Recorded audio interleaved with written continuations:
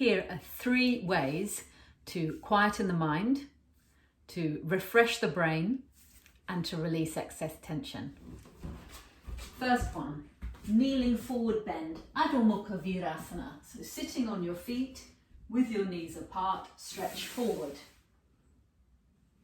If your knees don't bend easily, then you can put a cushion or bolster on top of your heels and stretch forward.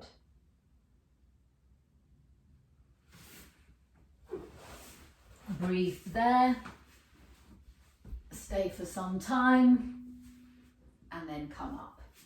Then downward facing dog posture, Adho Mukha Svanasana is the Sanskrit name. Your hands are shoulder width apart and your feet are hip width apart, and then lift up and back. So did you see that bit? I've lifted up, hips go up, and then there's the moving back. Shoulder blades in, moving away from the hands, legs go back, chest goes back. Release the head. So the blood comes down towards the head, refreshing the brain. And the head is below the heart as well, so it's good for high blood pressure and for low blood pressure. It's a very balancing posture. Then the third one is Uttanasana, standing forward bend. If you've got stiffness in your back and when you do a forward bend, your body tends to look like this, then this would be better. It's a half forward bend where you're stretching your arms to a tabletop or window ledge. So you're getting this length in your body.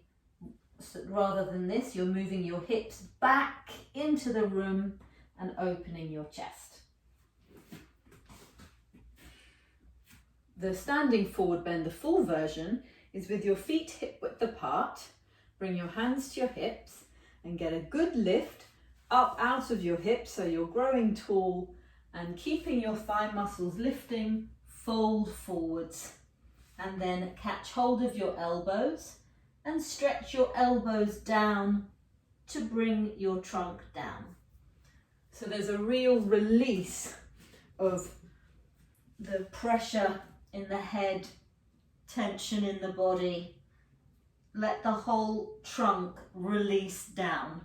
Lengthen the elbows down as you stretch the legs up. Feel as if your thoughts are being released down towards the floor.